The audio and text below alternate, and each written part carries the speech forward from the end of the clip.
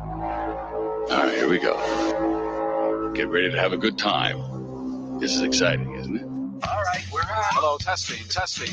Welcome aboard the Dreamliner. It's the only way to fly. Hear ye, hear ye! Where are my party people at?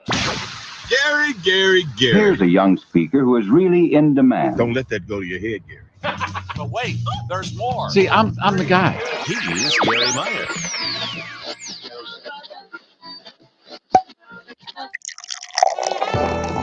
Hey, Garrforce. It's the January 8th, 2021 edition of the Garry Meier Show Cocktail Hour Live. And what do you think? Should I include the exploding COVID score every week until this pandemic is over? Anyway, no matter where you are, it's time for a digital mimosa. We went wheels up at 6 p.m. Eastern, 5 o'clock Central, 4 Mountain, 3 Pacific, 2 Alaskan, 1 Hawaiian, etc., etc. Cocktails, woo, drinks. And as always, you can replay this episode whenever you like. I urge you to subscribe to the Garrforce Live YouTube channel where you can see all of our live shows, replay any you've missed right there. Comments are welcome during our live shows on all of our streaming platforms. And you can also text us at 773-888-2157. Charges may apply. Now, fasten your seatbelts. It's time to go wheels up on the Garrforce Live.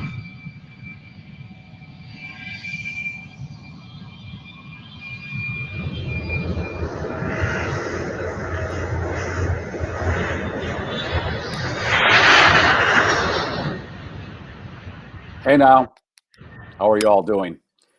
Let's kick the tires. Let's light the fires. Let's get the wheels up on this. What do you say? I think we can do that.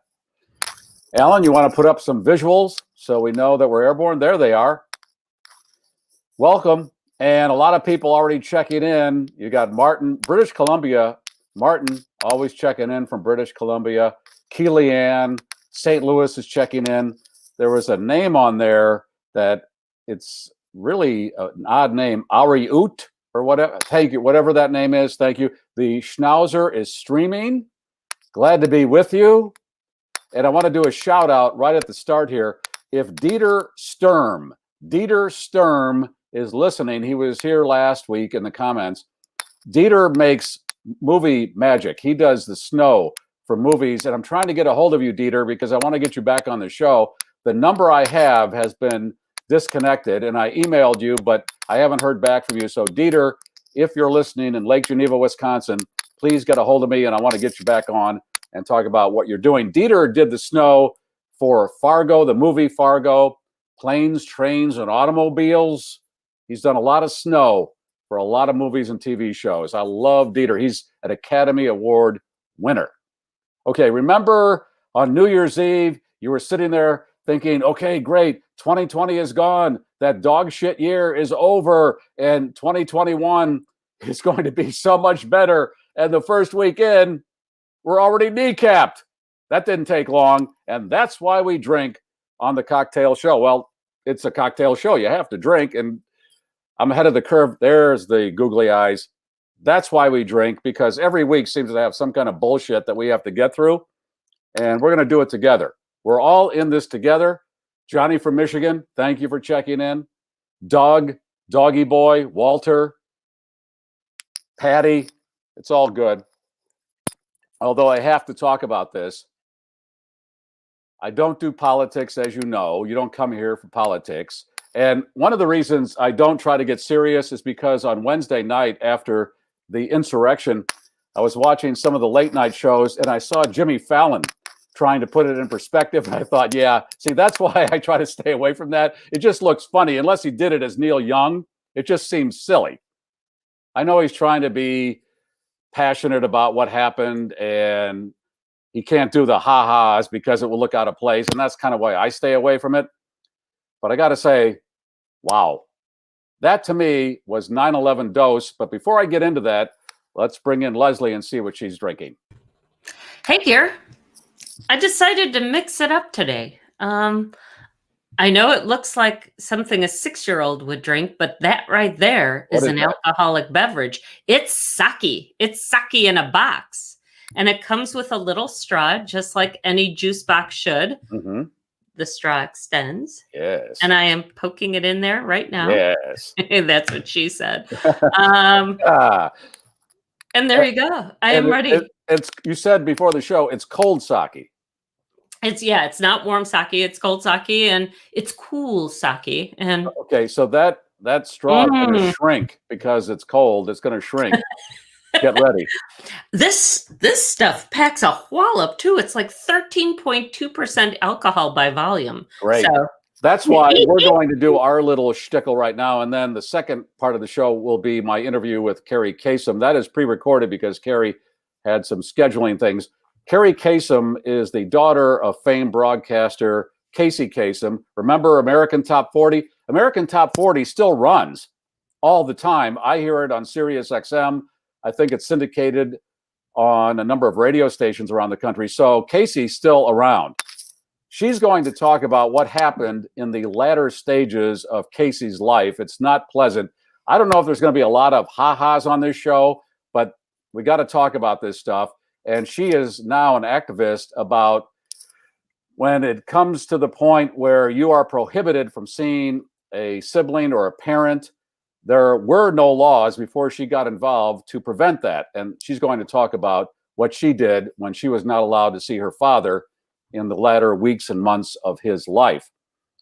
And I'm thinking about these celebrities that you look at, and you must have this thought like I have, oh, what a great life. Everything is great. It's beautiful.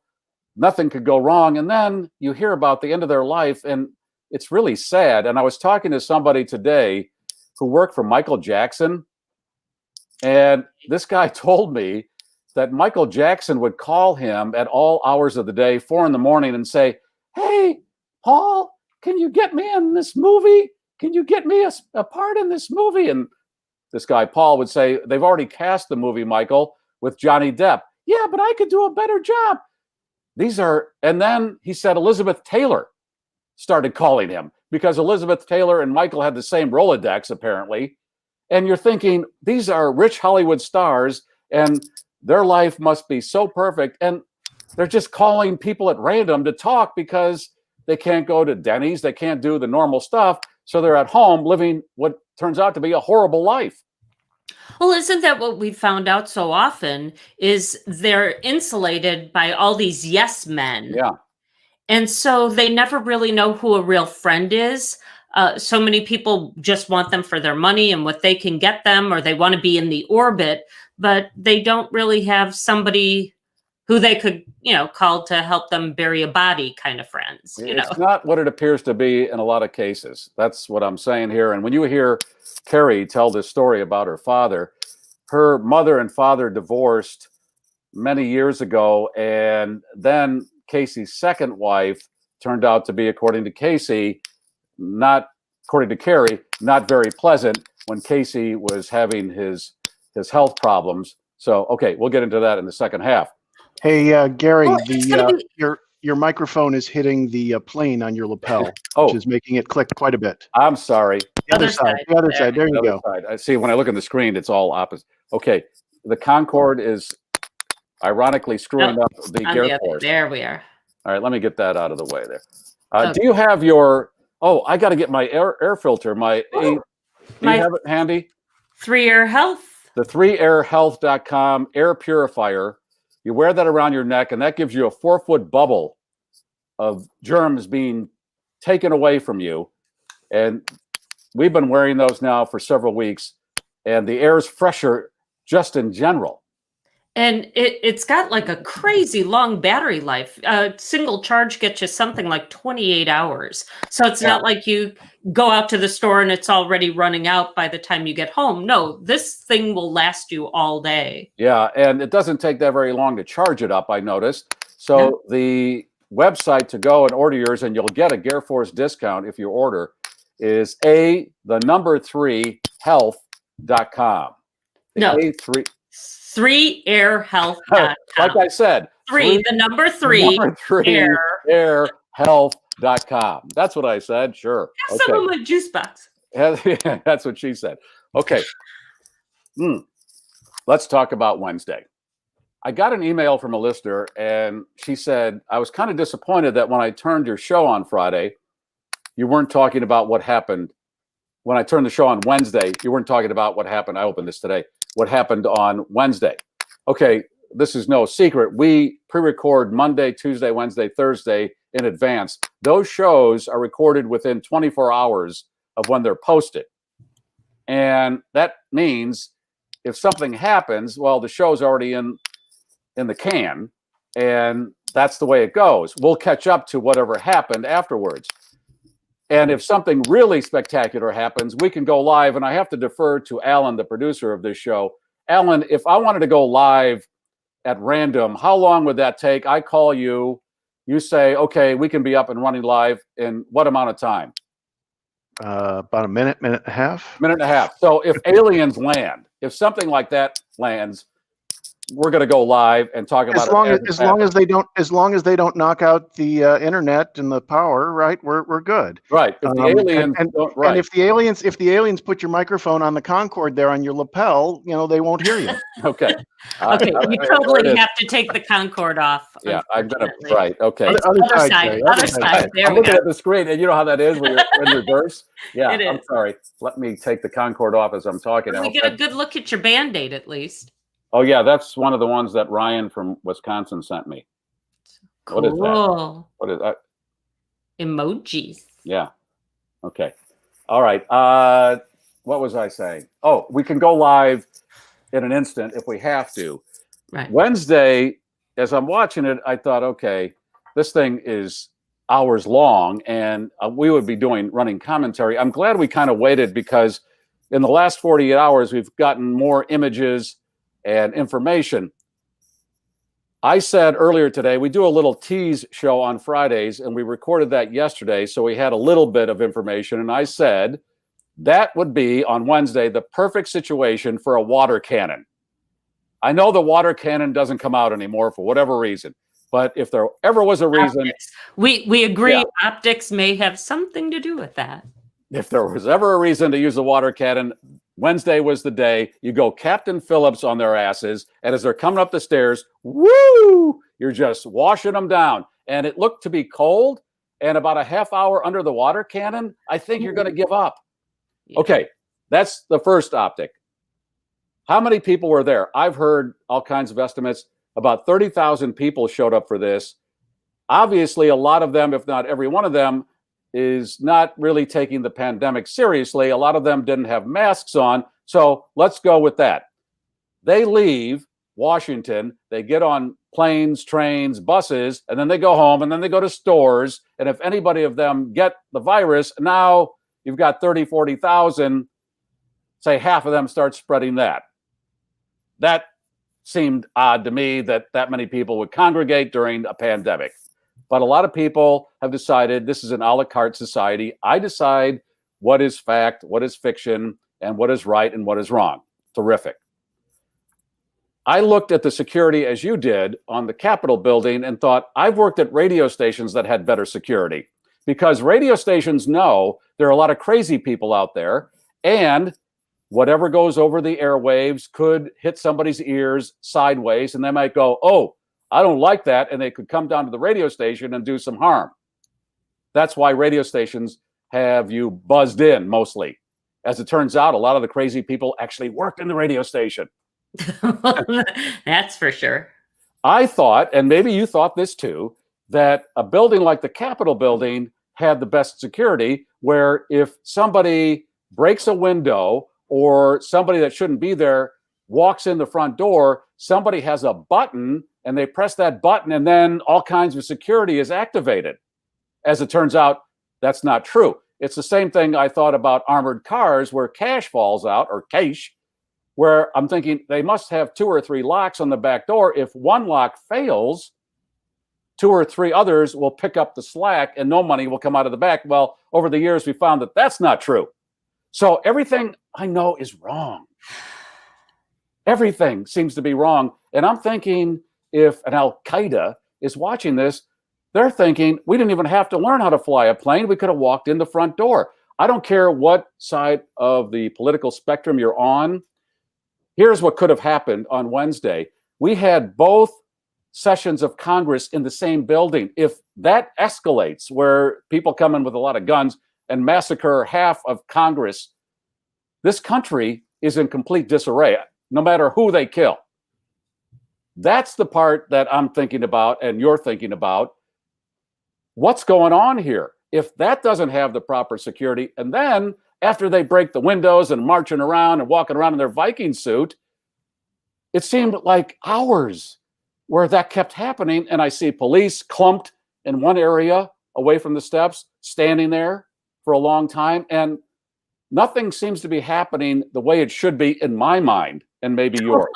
Well, and this is where sometimes it takes a couple of hours and days, maybe even weeks, to sort all this stuff out. So yes, right now we already know that the head of security has stepped down, which kind of, it's one of those things where you can leave or we're going to boot you. Exactly. So he's stepped away. So they realized that there were some big problems. I like Amy's idea. Amy just texted that we need those sticky traps that you always talk about. Sticky traps. They're right inside the door there when Congress is in session. And this was a big session because we're transferring power and all that. You got the sticky traps, and then you have your line of defense. So if they get past the sticky traps, then you got more and more and more. We had none of that. And I know you think I'm talking out of my ass a lot, but as it turns out, my ass is speaking more intelligently than a lot of people in charge of things. Come on. This was frightening. And watching these people climb that wall, that's where your cannons, your water cannons, see, that prevents all that. You're just hosing them down. They say it's the people's house. So this is where it starts getting a little confusing. We've had protesters on the floor of, well, not on the floor, but in the balcony of Congress in the past. Usually those people were invited. So these were uninvited guests. Yes. Yeah. I mean, I don't want to sound like this guy who goes, stay off my lawn. I don't think it's that. I really think that we're all pretty much in concert with this. This was frightening on so many levels. Bad. It was bad, unequivocally bad. Yes, this was not a protest where, you could air your views or you can say whatever. This was beyond that. When they start marching up the stairs, and then it's like, come on, it was what? And then they get into the front door and they're breaking windows. And then you got the guys with the guns in the chamber pointing at the window that's broken, and the guy's looking in there. Here's Johnny. I mean, what the? How many of those images were you thinking, no, that really isn't happening? I'm having a bad dream from 2020. It's a carryover. And it was really going on. And really, Al-Qaeda must think, what the hell do we learn how to fly for?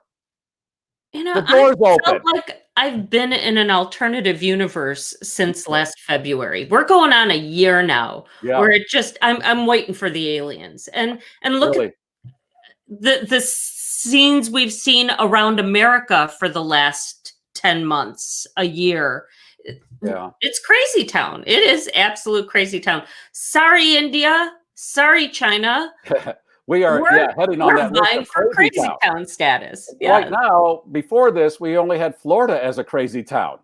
The whole country now has gone crazy town. Here's the deal. Because I went to a Catholic grade school and my father was very strict, it was good because everybody needs discipline. I know it's too much. We should have freedom. Okay, to a point.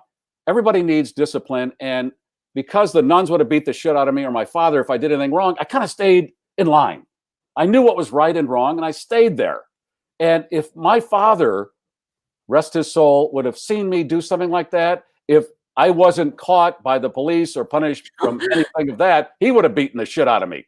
Because hey, Mr. Meier, is that your kid climbing up the barricades like a ladder? Yeah, right, exactly. And he would say, just because Joe Blow jumps in the lake, are you going to jump in too? You have, as an adult, the reasoning where I'm worrying now that the monkeys and animals are smarter than we are, where we know what's right and wrong. And when you're climbing up the stairs, even if you were thinking, I'm just going to go and wave the flag and yell, da-da-da. Okay, I got that. But then I'm starting to get up the stairs and being pushed. Okay, now I leave. Now I go, this is where I get out. I'm not going in there and breaking shit and stealing shit and wrecking shit. There's got to be a moment where you go, this is wrong, whatever your politics. There's a moment, and we're losing that where there's no discipline. Everything's like a free-for-all. Civility. And that's not going to work. You can't operate through chaos and think, well, we're going to get our point made because chaos is the only way. Look at those countries that have had this happen. And do they look like they're operating well? Do they look like everything's hunky-dunky after the military takes over or whatever happens? It's all crazy town. I don't want to live in that. I want things to happen, whether I like them or not, in an orderly fashion. And somehow they seem to straighten themselves out as things go on. We set up rules that we can follow, and then we all follow the rules. How about that? Yeah. That's called civility and a social contract. Right. You know, that moment when you're watching a sporting event and there's a bad call for your team, and you know, oh shit. And then there's a bad call for the other team, and it evens out, even Steven. That's how that works. And I got to go with that because this does not work for me. There's too much crazy already. And when you start adding crazy, that's why I don't do politics. It's too crazy for me. It's too frenetic. I don't like that whole, if I say something that offends your candidate, now you're going to get into my shit and grill and all that. I don't want to do that. That's not the purpose of the show. We just want to have a good time and pretend like it's Mayberry. That's kind of my philosophy. It's so much better for one's blood pressure. Yeah. Seriously, I don't think people are physically going to be able to handle much more of this stuff. My daughter's in her 20s, your daughter's in her 20s, and she said to me the other night, okay, in my short life, I've already had 9/11, the economic meltdown, a pandemic, and this. You're only in your 20s. That's the point. Things are compressing where there's too much craziness in a short amount of time, whereas before it stretched out. We could breathe between these calamities. And she's part of that generation now that is feeling the pinch of student loan debt and not being able to afford homes the way we did in our So it's brutal. Kids, it's going to get better. Right. When I was in my 20s, okay, we had the Vietnam War going and the JFK assassination. That was enough already. And now I'm adding all this stuff, and I'm thinking somebody, and this is my blog right now at GarryMeier.com in the Out of My Mind section. If you're 90, imagine the emotional resume you have. It's tough. Well, we won't hear from them because they're all locked down in senior living facilities and unable to talk to their loved ones. So have at it there. Okay. I hope that was a one-off, and now we're going to reboot and settle down and just kind of stay calm until we get through this COVID thing. See, that's the scary part. We're at the height of COVID. That's not even being talked about right now because of this. And COVID is killing thousands of people every day. There it is, that damn spore. Okay. Anyway, we're going to talk about some of your stories. First of all, your sister sent you a picture of a calendar she bought, right? It's my cousin bought this calendar and she posted it today. Okay. She got it at the dollar store. Okay, that says a lot right there. I hate to see the dollar store take a hit right out of the box. This is what she saw in this. She got 3 months of January. I hope that's not an omen.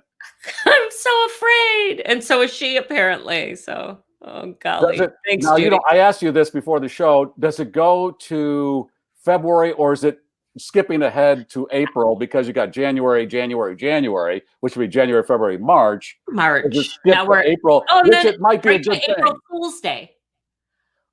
Wow. Extended January right into April Fool's. Oh, Last week, we're so screwed. I know. We had economic reporter Terry Savage on, and I asked her, when is this going to break? And she's real good about knowing this stuff. She said around April 1st. So that calendar indicates, in its silly dollar store way, she might be right. Absolutely. Some other stories. One that ties into what we were talking about earlier this week about this cartoon out of the Netherlands about a man who has the longest penis in the world, and he uses it like an elephant trunk. But we have different kind of cartoons here in the United States, like Caillou. PBS announced this week that the long-running children's show Caillou has been canceled. Parents across the nation are cheering. The title character here was so irritating to some that one critic referred to him as, quote, the animated advertisement for birth control. But some of the show's young fans might have trouble dealing with the loss. For that reason, PBS has put together some useful tips for parents to help get their kids over the hump. Suggestions include listening and empathizing, having the child draw a picture of Caillou so they can still keep Caillou around, and then explaining that while the show may be going away, it makes room for new shows to love. And this show went for 20 years. Yeah, and seriously, you can watch about 7 minutes of it before you want to drop kick the little shit. Okay, but how did it go for 20 years if he's so irritating? I don't know. Unless parents just, here's the thing. My kid worked at a video store, and some parents see a cartoon character on the front of the boxes. Back then, we're talking DVDs, and they would say, oh, it must be a kid's show.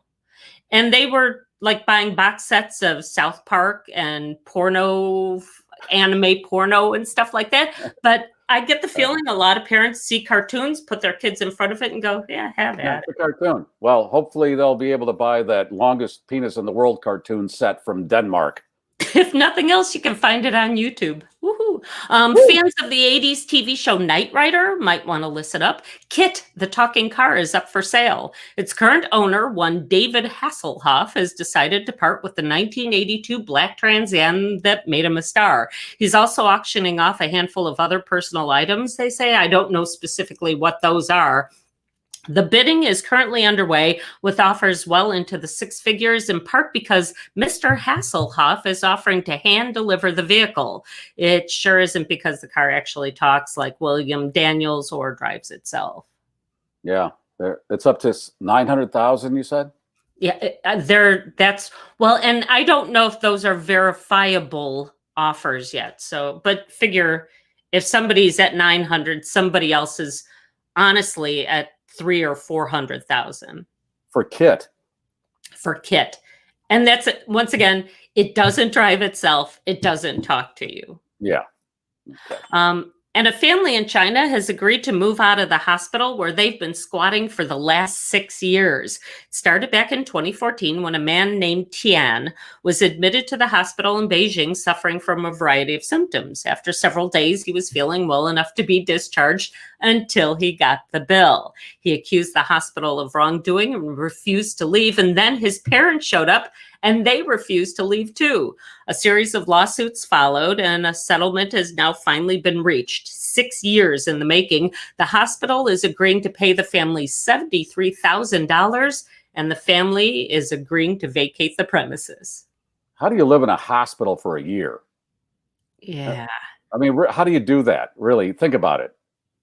Well, it looks like they took over the room, and then they brought in like a little heating tray and made it their own. That they personalized it.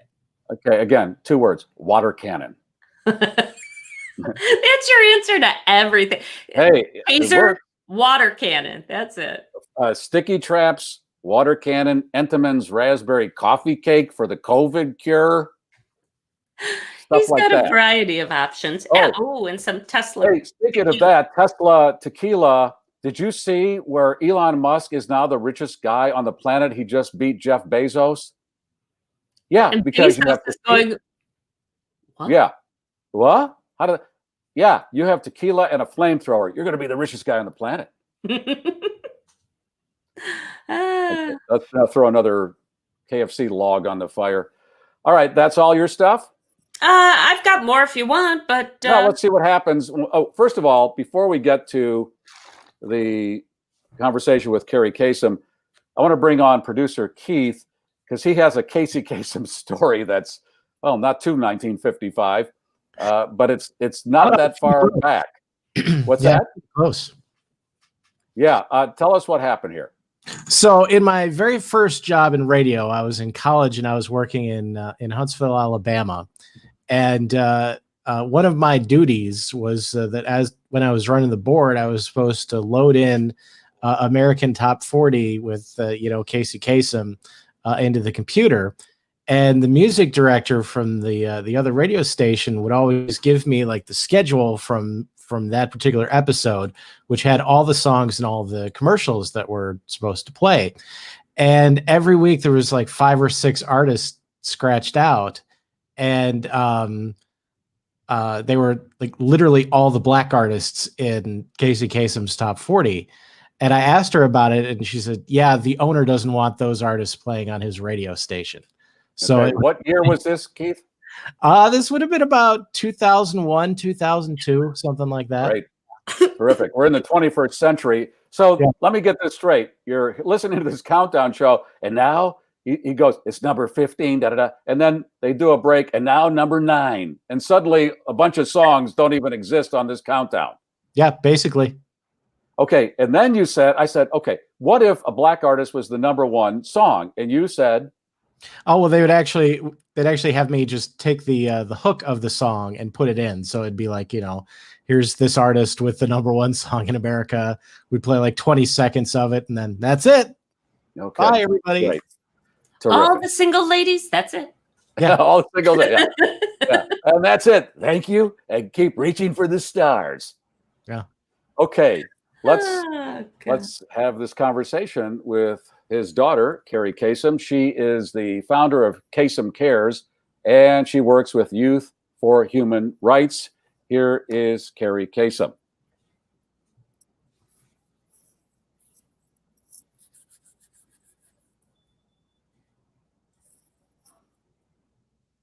Welcome, Kerri Kasem, to the program.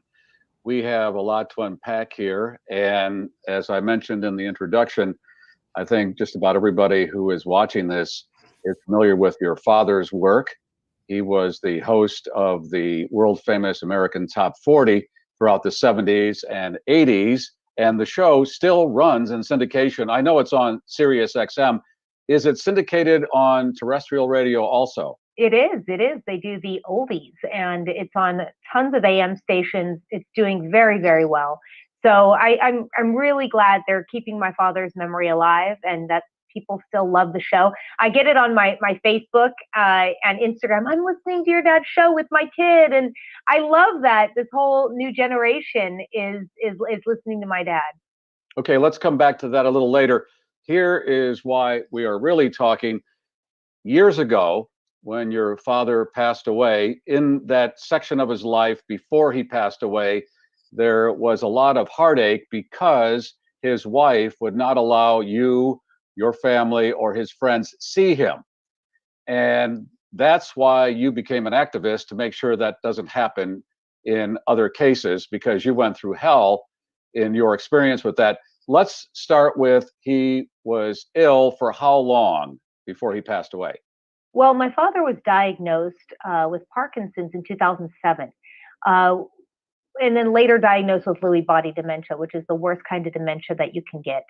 And so it was just progressive. It got worse and worse and worse. In 2009, he quit American Top 40, and it just progressed from there. But it got worse quickly, not only because the disease progresses quickly, but because his physical therapy was taken from him. His medications were switched around. We have people that were in the house that have come and they've made declarations, and they talked to my lawyers during this entire case, and it was horrible. It was a house of horrors there. He was put in a room. Nobody came to visit him. The housekeeper was there. Once in a while, they would hire a true caretaker or a nurse, and his phone was taken away. His computer was taken away. Literally, the gates of the house were shut.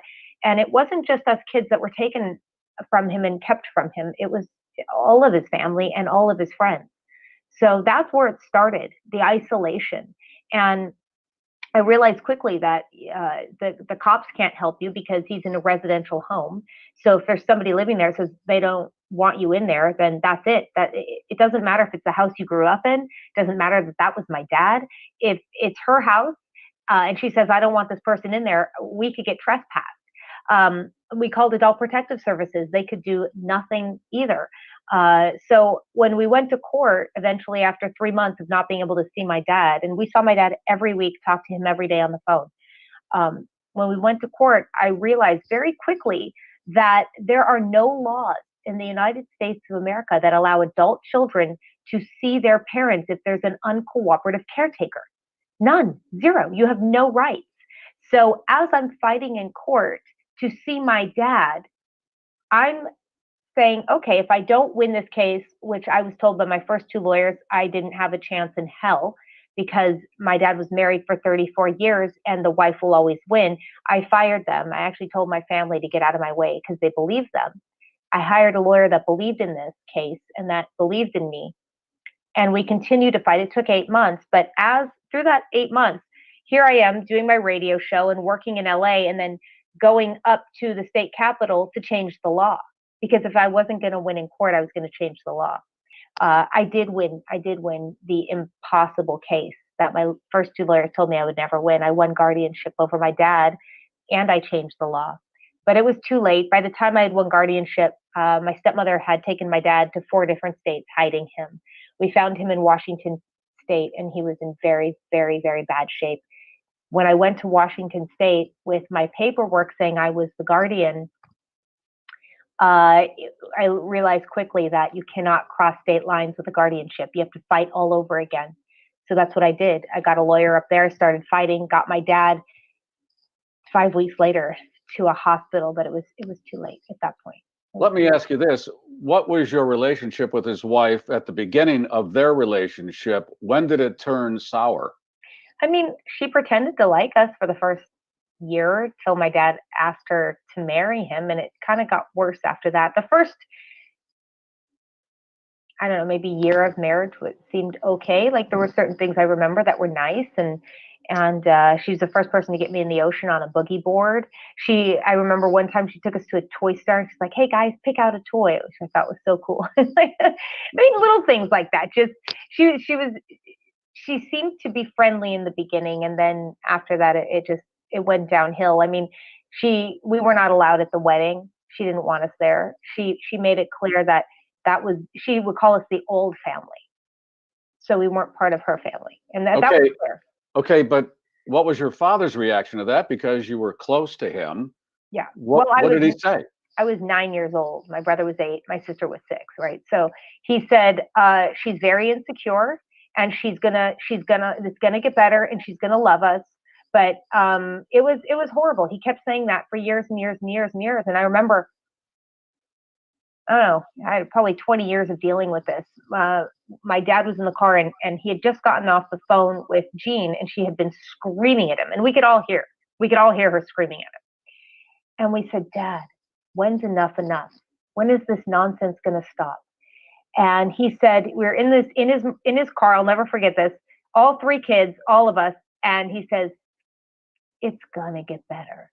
And there's a pause and we all start laughing because it was either that or cry. It wasn't getting better. It was getting worse. And it continued to get worse and worse and worse. And the abuse was horrific. The mental anguish, my dad's voice, when I'd call him, he'd sound terrified on the phone. He didn't want me calling the house because she was listening. I mean, it was horrible. It was horrible. Was your mother and father's divorce acrimonious? No, it was horrible. Oh, acrimonious. Yeah, it was bad. Yes, it was. It was bad. Yes, it was horrible. But they became friends. I'd say 20 years, 15 years later. They stayed friends. My dad would come over to my mom's house. We'd have Christmas. We'd have holidays. We'd all go to dinners together, or they would go to my sister's, if she was doing something with her kids and, the grandchildren, my nieces, we'd all get together. Several pictures of that. We all were okay. And my dad and my stepdad got along really beautifully as well. So towards the end, it was good. And when it started to turn negative, what was his wife's reason for that, if you had a reason that she would give you? Right. Being in this line of work now with my foundation, Kasem Cares, and dealing with people who isolate and who abuse, it's the same pattern. You vilify the loved ones, you vilify the friends, the children, the family members, and it's like a pattern that these people have, and that's why I can play their game so well. Like when I've helped people win cases in court I've gone to court with people because these people, it's all hearsay. There's no evidence to back up anything that they're saying. And if you have the fortitude and the persistence, you will win because there's nothing but lies that they tell you, and it's hearsay. So, and a lot of times, unfortunately, in these cases, hearsay is acceptable. And I don't understand it. It's like, okay, well, we're bad children. We're stealing money. We're doing, I mean, I'm like, well, here's my bank accounts. Tell me where I make my own living. My sister makes her own living. My brother makes his own living. We don't take money from my dad. Where are we stealing money? We've been, self-sufficient for most of our lives. What are you talking about? Where's the evidence of this? And she could never present any of it. In fact, there was a time my dad was very scared. He thought that he wasn't going to be taken care of very well. And he signed a power of attorney of health, not money, nothing else, just health, over to my sister, myself, my brother. My sister is a physician's assistant.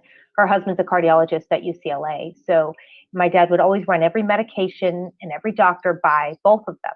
So he wanted them to make medical decisions on his behalf. So he signed over a power of attorney. We have it on video. And he said, when the time comes, if it does, pull this out. So during the court case, and when I was trying to beat my stepmother in court to just see my dad, I didn't even care for guardianship or conservatorship. I just wanted visitation. That's all we wanted. We never once, in every single court case, never once asked for money. And in the middle of this case, we decided it's now time to pull out the power of attorney. But we decided to just say we had it and decided to just show the actual paperwork because we knew my stepmother would say it's fraudulent. This is not his signature. They're liars. My husband would never do this. She said all of that. And we knew she would. Then we pulled out the videotape. So we just wanted to show her character and what she is and what she does. Because it was a constant lie with no evidence. We would tell the truth and we'd back it up with evidence. She once told the court and the news that we hadn't seen my dad in years. Well, we had every single picture leading up to the week before she stopped us from seeing our dad. Not only that, pictures of his friends who would come over to my sister's house, because my dad would always go every weekend to my sister's house, and his friends, our family, we'd meet there. We had all the video. We had all the pictures. We had all his friends' testimony. So we kept impeaching her in court, meaning we kept showing that she's a liar. And I eventually won the case. And as far as a will, was there a will in place, and who got the estate, your father's estate? My dad's wife, Jean Thompson Kasem, changed all the wills, changed the will, the estate plans, changed everything, put everything in her name. So we got nothing. When we had the people who witnessed it, they said he didn't know what he was signing. She was screaming at him to sign it, and she couldn't. There were certain documents she couldn't produce. So the judge ruled on the will and estate plans that were made in 2011, not when he was sick and neurologically impaired. So it went back to my father. We didn't know we were in the will. My dad, we never discussed that, which is unfortunate. I think you should discuss what you want to give your kids, with your kids, who you want to give things to, so everybody knows. When you keep it a secret, it's like, well, we didn't think we got anything at this point. We're like, okay, well, Dad, we know Dad left us a trust, and that's fine. But he did leave us stuff in the will, and she had taken everything from us, and she did eventually get everything. And at the end of his life, I remember reading this, you, I think, wanted to keep him on, or not keep him on some kind of life support, or vice versa, but there was a cremation situation and a burial situation that were argued about too. Can you fill me in on that? Sure. Well, that's another myth that was out there that we unplugged him, and that wasn't the case. The doctors came in, and there were 3 of them. And I was fighting to keep my dad alive. I did everything I could to keep him alive. Everything. We did everything for 2 weeks in that hospital in Washington. And I remember when they came in and they said, you've got 2 choices. Your father's dying. If you keep him on hydration and nutrition, he's going to drown to death in his own fluids, and it's going to be painful. Or you can let the natural dying process take place. dying bodies are not hungry, nor are they thirsty. When you see a dying animal, and this had to be explained to me because at this point I couldn't hear this. Like I had done everything to see my dad again and to save him, and I couldn't. And this is kind of where my sister stepped in with her medical degree and her understanding of death, because she worked at the Veterans Hospital in palliative care, end of life care. She's like, when a body is dying, they are not hungry, nor are they thirsty. Dad's not going to feel thirsty or hungry. He is dying. And it was like, I remember that it was like a shock to me. It was like I got punched in the stomach. So there was no taking him off. My dad was actively dying. And this is another lie my stepmother perpetrated into the media, that we took him, we unplugged him. There was no unplugging. My dad was going to die either way. Was he going to die naturally without pain, or he was going to drown to death? And there was, what do you say to that? You don't want your dad to drown in his own fluids.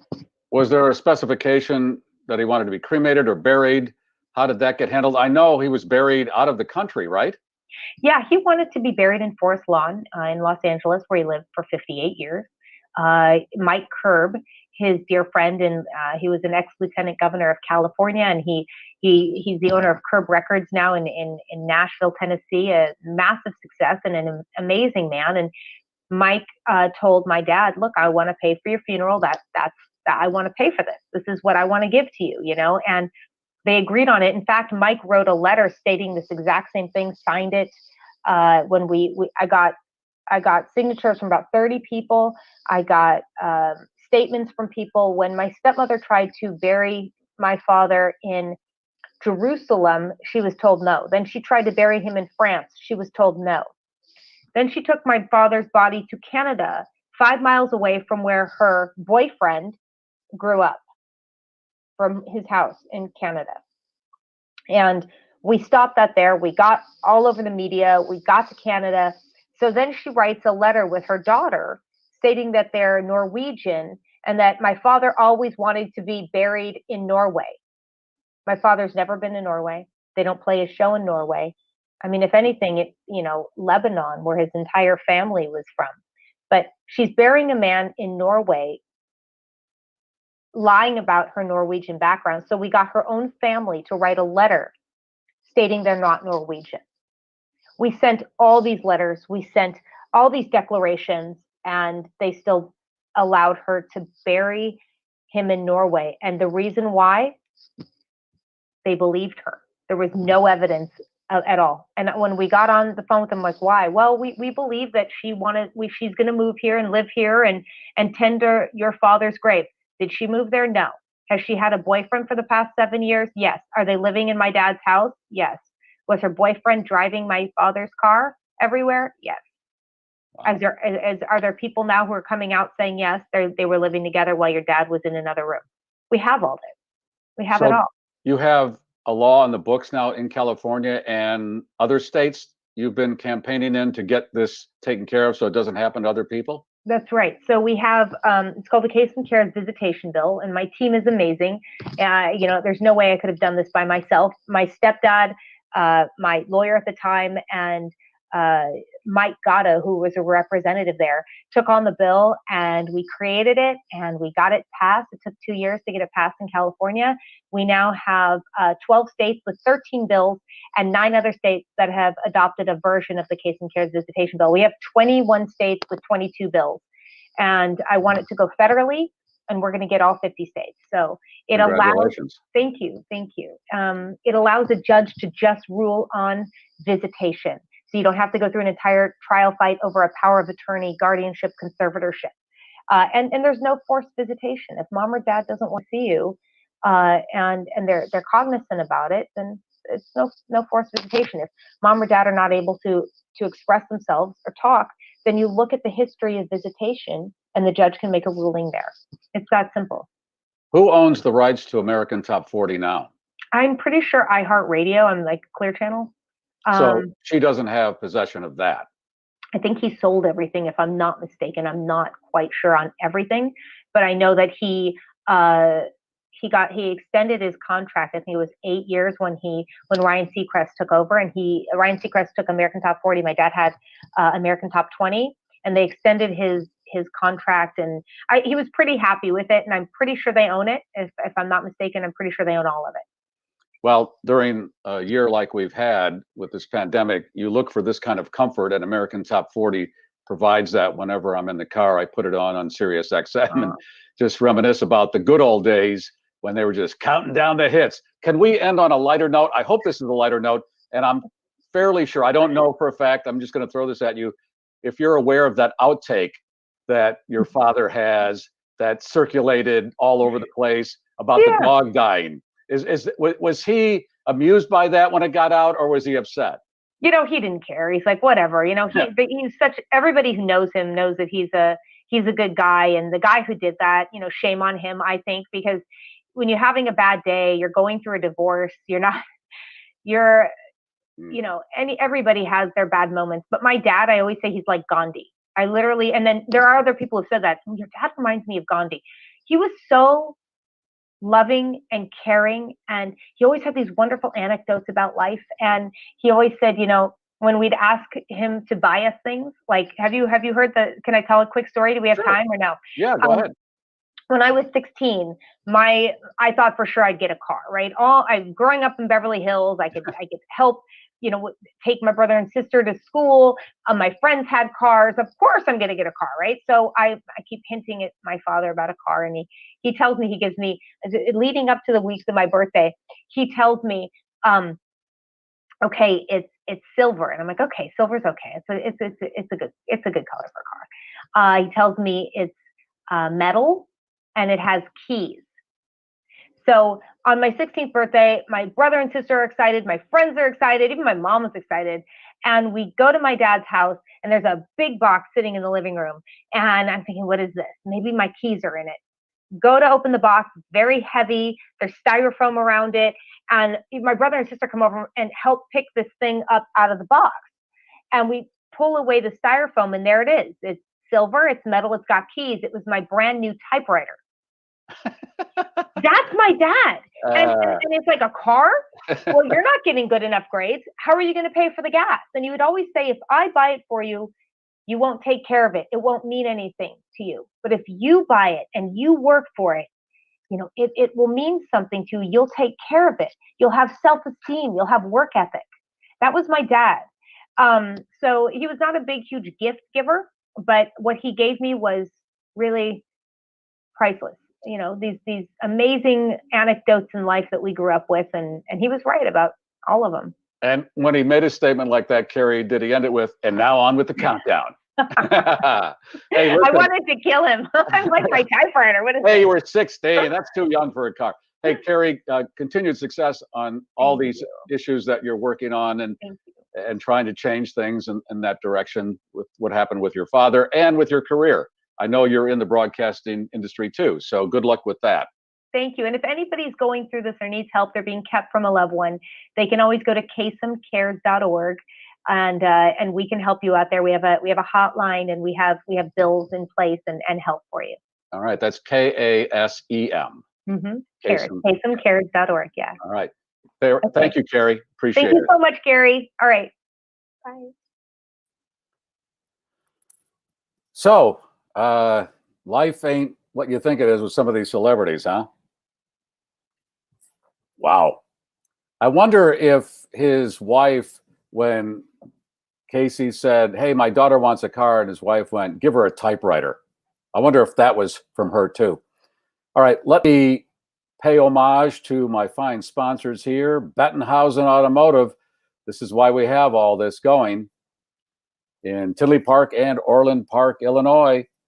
Get your Bettenhausen, the Midwest's #1 dealer, has Chicagoland's largest selection of new Dodge Grand Caravans, Dodge Journeys, or Jeep Renegades. Shop the Start Something New sales event 24/7 at BettenhausenCDJR.com. And if you're looking for a mortgage or a refi, Team Hochberg, look at that number right there. That's where you call for a free consultation. They'll listen to you, give you all the facts, and then if you're still thinking, I don't know, after we crunch the numbers, that's fine, walk away. Just walk away. But David is the guy. He's helped thousands of listeners over the years get mortgages and refinancing. And right now, the rate is low. So this is the time. If you can swing it, if you still have your job and you've been thinking last year I was going to do it, but because of COVID, I didn't want to do it, check it out now.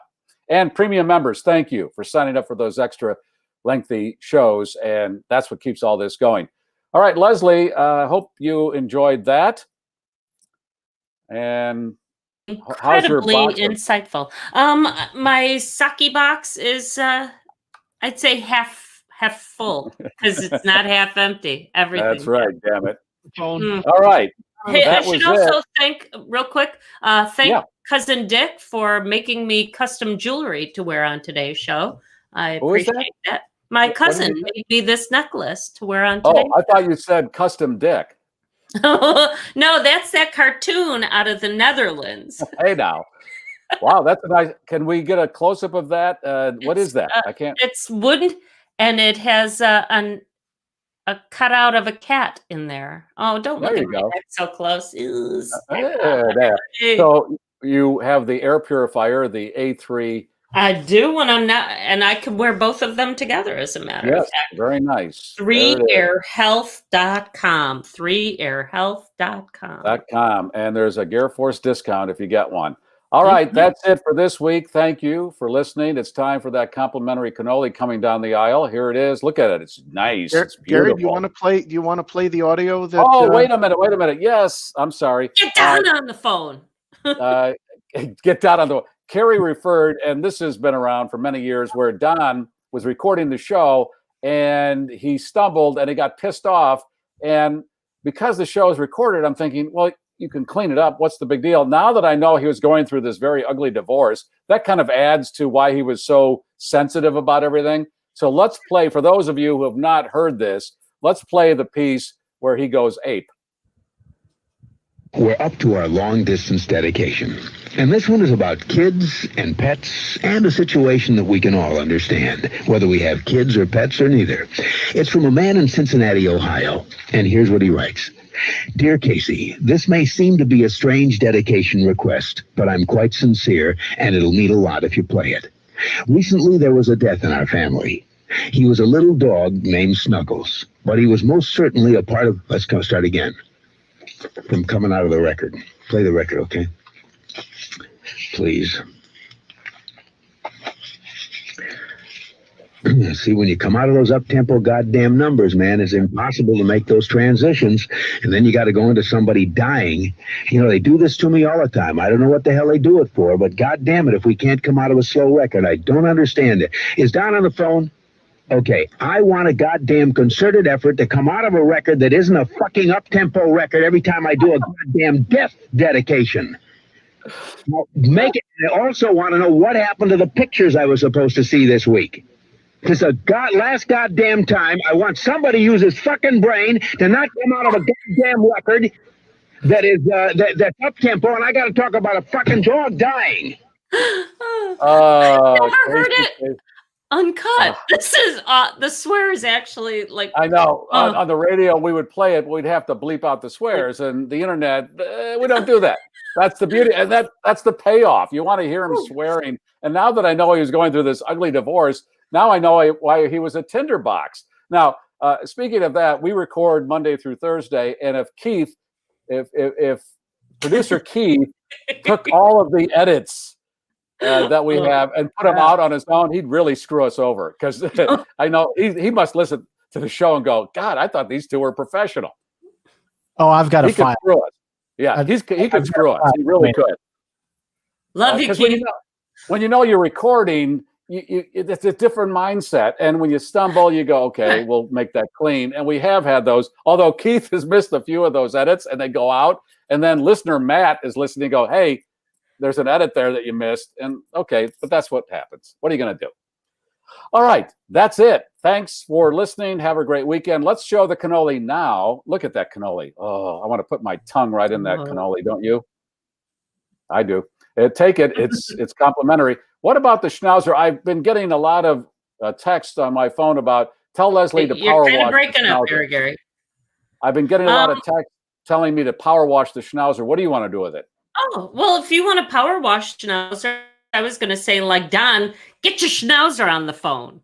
Get the schnauzer on the phone. 3 in the green. Gears down. Flaps are down. We're flying dirty. Talk to you Monday. Thanks for listening. The Garrforce has landed. If you like that, I got other stuff I think you're going to like. This is the Garrforce